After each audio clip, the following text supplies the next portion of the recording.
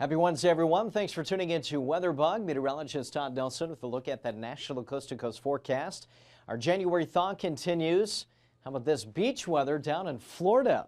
How would you like that? Temperatures warming into the 80s. We had some near record highs in many spots down there, and also seeing some mild conditions throughout the midsection of the nation. 70 in Jacksonville. We had 82 in Miami, and then over in Tampa, I believe we made it to 84 degrees there, but seeing some 40s and 50s now starting to inch up into the midsection of the nation. Above average once again in the Twin Cities, and that Arctic air is still locked up across the Northwest Territories and the Arctic regions, eventually sagging south towards this weekend. But highs from average yesterday, 10 to near 15 degrees above average, and today anywhere from 10 to near 20 degrees above average. Pretty incredible to see that. Now we do have some wind and snow headlines here across the west. These are high wind watches out over the front range of the Rockies, the southern plains, even down in Southern California. And then seeing some snow headlines, winter weather headlines being posted even up into Washington. But this is going to go through the end of the week and this upcoming weekend. Winter storm watch is posted from the Wasatch Range all the way up now into the Dakotas. There is our developing storm system, bringing with it some of that Pacific moisture.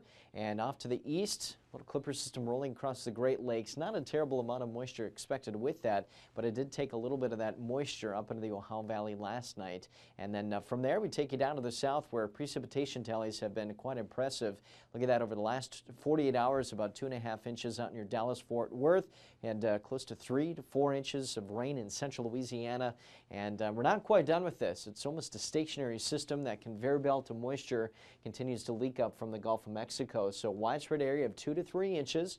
Then this area, and then isolated 5 to 7 inch amounts with flash flood warnings and flood warnings popping up within the watch areas. On the western side of the storm system, talking snow, some of the same areas that were hit last week with heavy snow look to be getting another shovelable event. But this storm system may be touching off some severe weather from the coastal bend of Texas all the way into Louisiana. And fast forwarding over the next 5 days, look at this, still expecting on the order of maybe 3 to 6 inch amounts from East Texas all the way up into western Tennessee.